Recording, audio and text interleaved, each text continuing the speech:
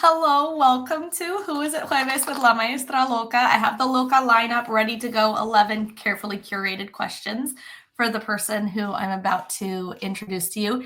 This person is one of my mentors, is a person that I am continually grateful for. I always learn something new from every time I'm around her, and somebody that I feel that can ask anything of me and I'm happy to share with them because she has given me so much. So also very grateful because when I ask for people to review things or do things, this is the first person to like review a podcast for me or to use a resource or support me in other ways too. So I'm very grateful for them. And you're going to be so excited. Welcome to Michele Whaley. Hi, Michele. Hi, I'm so happy to be here. And yes, I ask you for things all the time, and then I actually use them, and then I love them. You're the best. You are awesome. So You are I awesome. In appreciate fact, for people who don't know how awesome you are, could you tell us who you are, where you live, and a little bit about yourself? Let's see. I am an Alaskan. I live in Anchorage, the big city.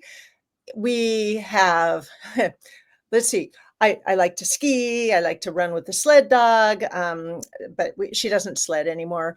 I taught Russian here in town for 32 years at a public high school and middle school. And then I started teaching preschoolers. Then I started teaching for our university Russian.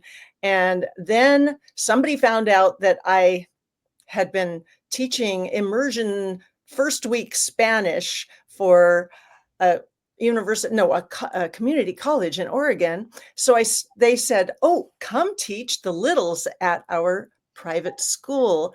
And I said, "Oh yeah, Russian, fine." They said, "No, Spanish." I went, I don't actually speak Spanish, but now it's been 7 years. And so I'm living my best life, actually, teaching just a couple days a week, 8 different classes when I show up, and I get little kids and I get hugs. Oh my goodness, teaching littles is the best thing in the world. It's so special. It's so very different. And I think it's so cool that you like are a definition of a career teacher who literally still can't leave the classroom. You're still teaching. You know what I mean? It's so cool. Yeah. It's so cool. Well, thank you for being here.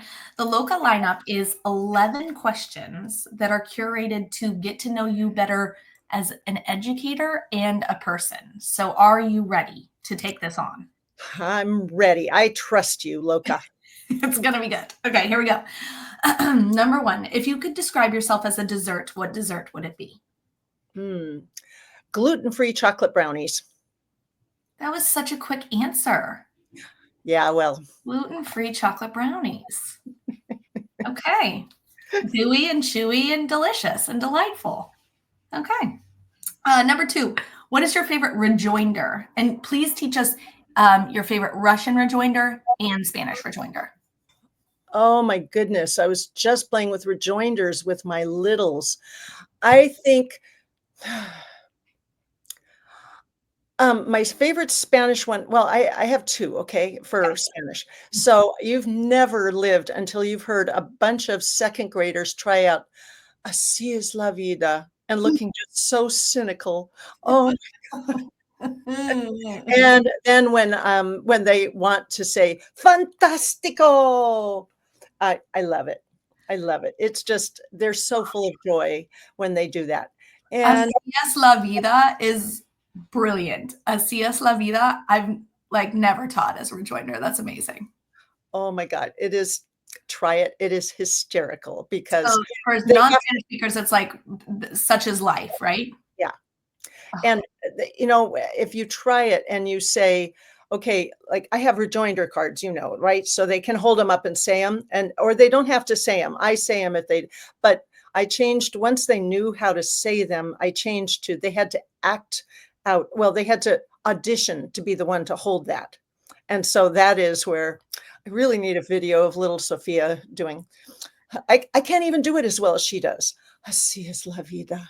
I mean, she just looks so sad. But and Lara, who also speaks Portuguese, going fantástico, and her eyes just get so wide and shiny and happy. I love it. My favorite one, I think anybody who's been in my Russian classes would agree that my favorite one is "Ukhti," which is it's like, wow, you did a great job. And I love having that because I love having students congratulate each other when they have done something good. So like a whole group will look at somebody who just said a whole sentence or answered a question with some sort of joke, and they say, "Ukhti." That's so cool. So endearing. Yeah, and it builds like the joy and the positive community and all of that. That's cool. Okay. Number 3, if you could be fluent in any language at the snap of a finger, what would it be? Chinese. So cool. Mandarin. Are you taking Mandarin lessons? I will be again. I have been. I am the slowest person, the slowest processor in the class, and always. And my husband, who took, I don't know, 16 weeks with me, with the fabulous, well, first Terry, and then Diane and Sean, and who else? And Alexander. I guess we took more than 8 weeks together.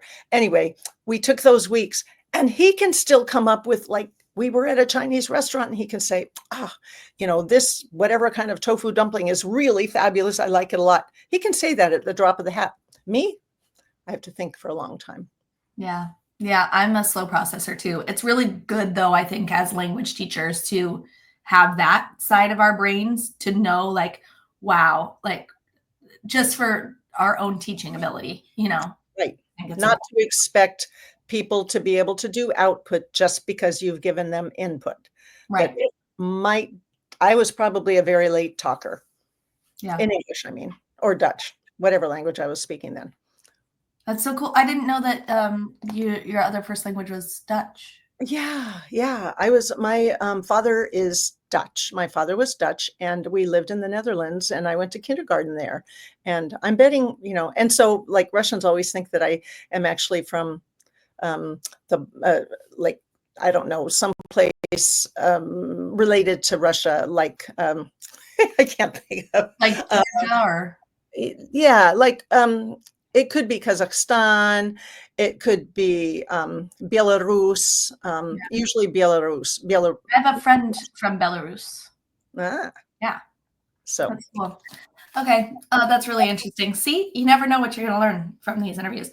Okay, what is one thing you could never teach without, Michelle? singing. Hmm.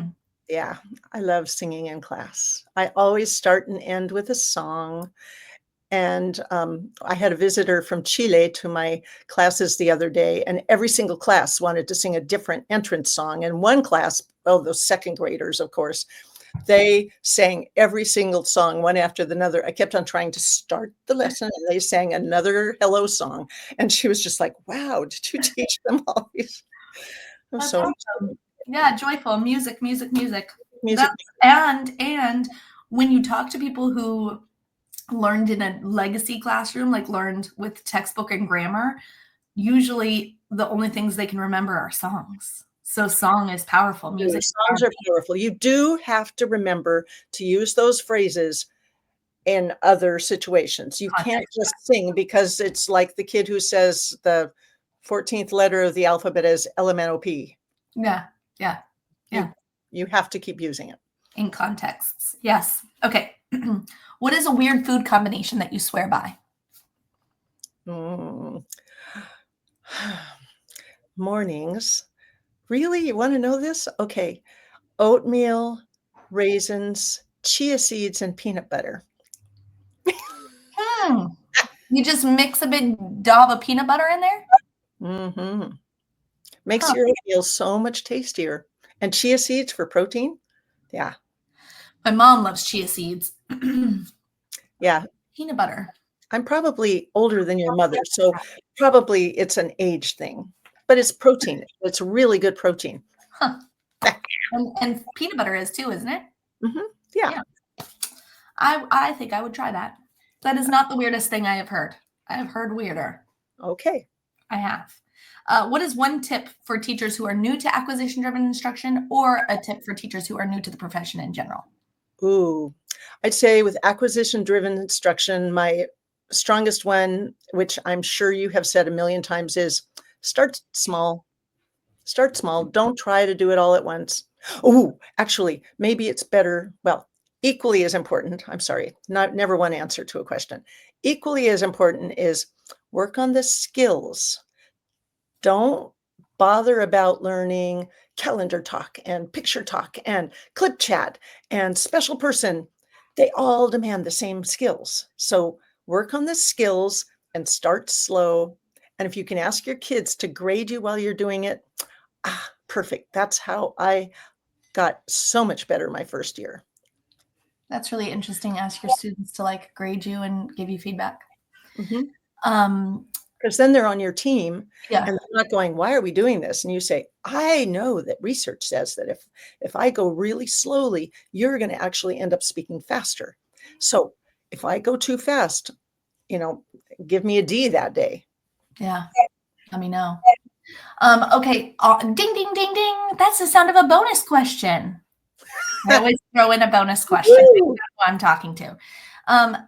What is something that teachers can do or should do to stay in it as long as you have stayed in it? Use acquisition-driven instruction, of course.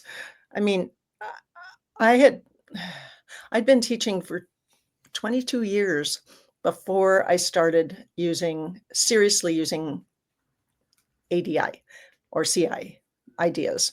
And the minute that I went full time, my life was just so much fun. I remember I would always be driving to school and I'd be thinking, ooh, what are the kids going to do today? I mean, it just gave me so much new life.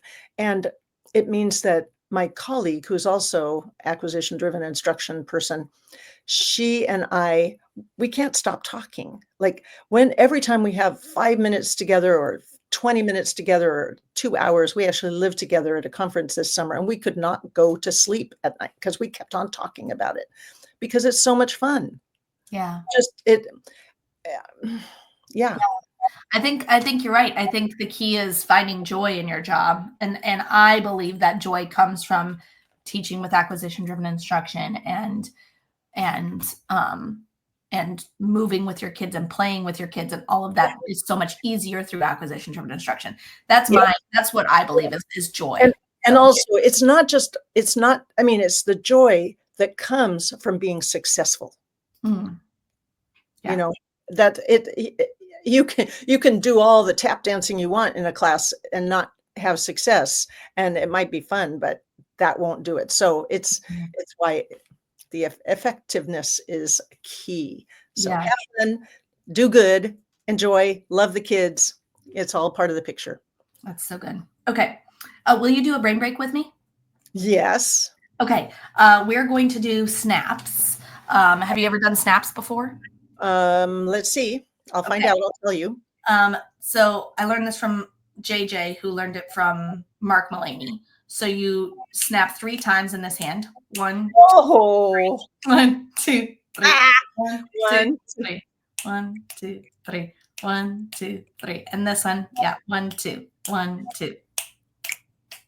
I can't do it this fast. My kids can do it this fast. And one of them even came up with he had a pattern that he figured out. And I know that I can't figure it out. It's so good. I always tell my kids too, because with littles, some littles can't snap. I tell them they have to high five the air.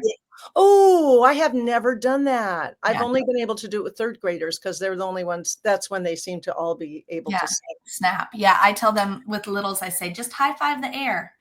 High five the air. Oh, that's awful. You caught me on the one that I can't do. But again, yeah, fourth graders, they'll do it on the playground. It's so funny. Yeah. Sorry, I love you. So Annabelle, have you answered all these questions at some point? I have not yet. That's a good point. Yeah, that's a good point. I should sometime. What food are you? A weird food combination. Well, okay, so I am No, not what weird food. oh, what Food? food What am I? food?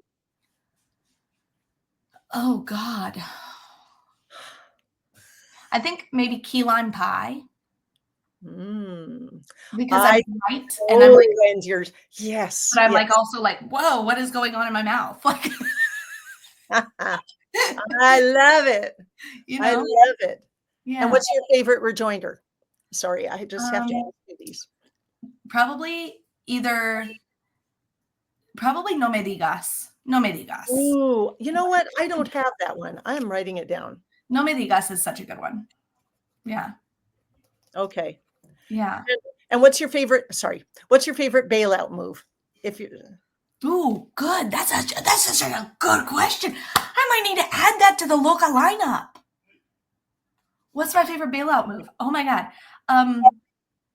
Um, probably a round of reverse charades, or Mm. if it's a bailout because everything is like going like class is chaotic, I switch to a write and discuss.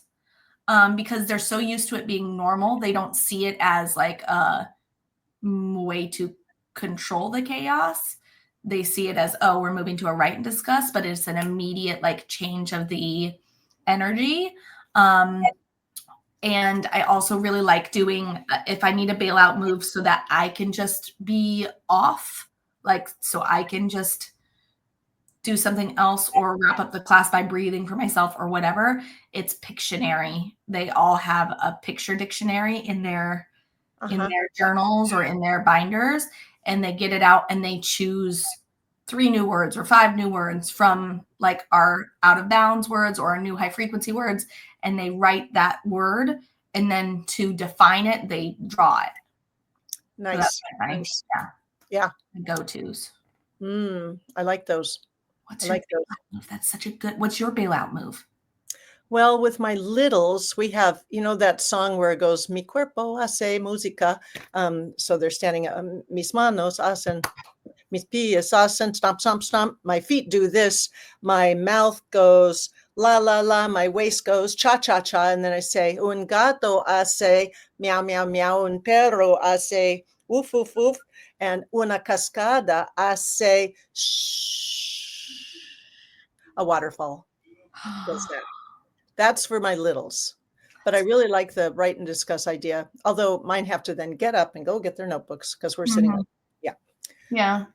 Yes. Mine have journals always under their seat. And again, I think that that's important to note, though, that I've seen people use write and discuss as a punishment, and I Yeah. think that that's No, a no, terrible idea because write and discuss should be it's such an you important should part of do it class. every day. You Yeah, should we should be just be writing doing every it, day. Yeah. and so it's a great bailout move because my kids are so familiar with it. It's just part of Yeah. class. They don't see it as me going, "Holy cow, I've lost control of the energy. Everything's chaotic." I can Right. literally do a brain break and then say, "Okay, now grab your journal," and just switch gears into that, if that makes sense. Yes, it does. It is hard though. Write and discuss can be hard. Like I never had anyone younger than 3rd grade write with me. Even 3rd graders, I didn't have them That's write a every little time. difficult. They just Yeah. I'm our journal. We're on the rug, and they have yeah. to go get them. It for me, write and discuss is a quick brain break actually because they have to stand up, go get their journals, come back. Yeah. And so Mhm. it's movement that Yeah. yeah. But Yeah. Built in. anyway, yes, bailout moves. Ha! So good. I'm gonna add that. With your permission, I will add that to the local lineup. Think I can add that. That's I think you're welcome. thank you. That's a really good one. Your questions. What is your favorite activity for acquisition? If you had to pick one.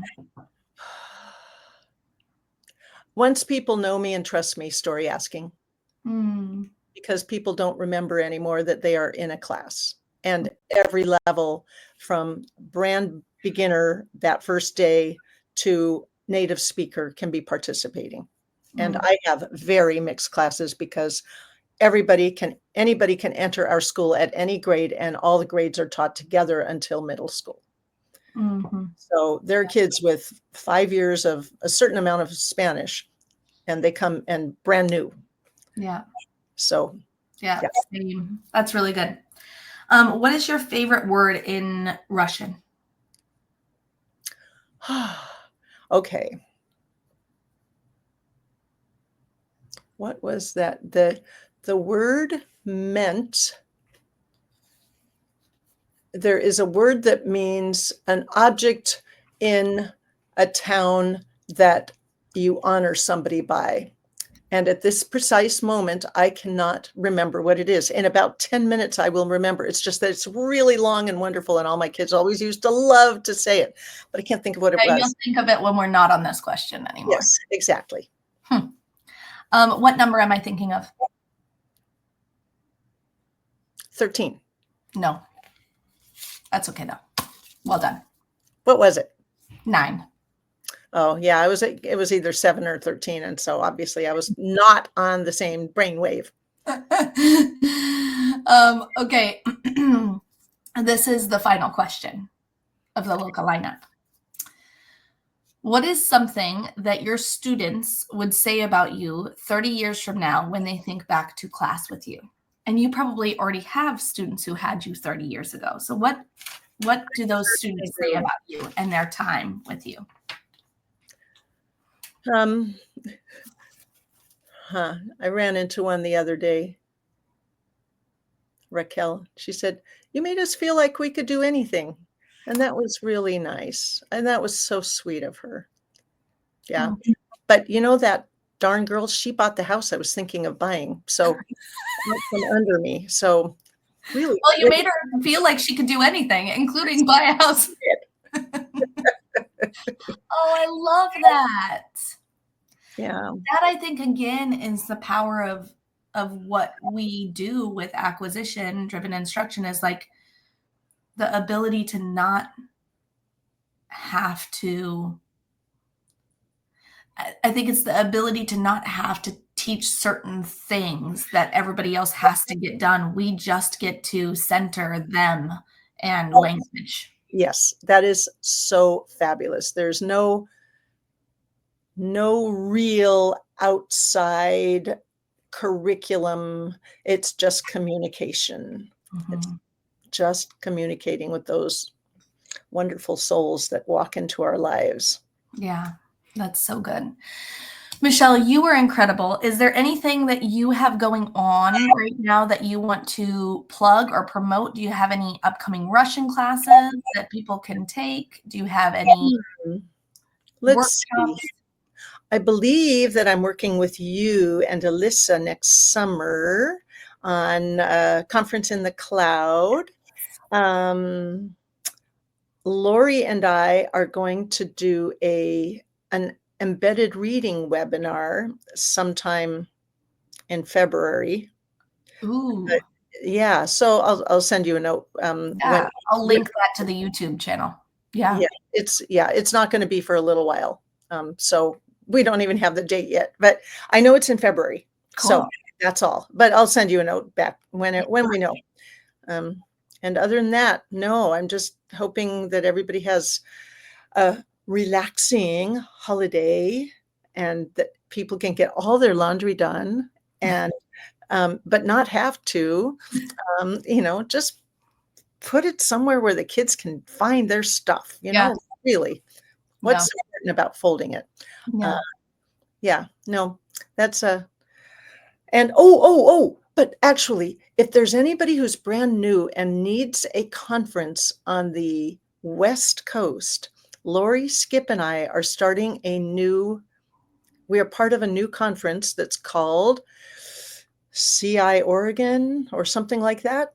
I'll send you a note. That's very cool. It's in the first 3 days of July. It might be like the 30th of June, 30 days, half September, April, June, and November. Yeah. Okay. So like the 30th, the 1st and the 2nd of June, then July. Awesome. So, yeah. It's just the three of us.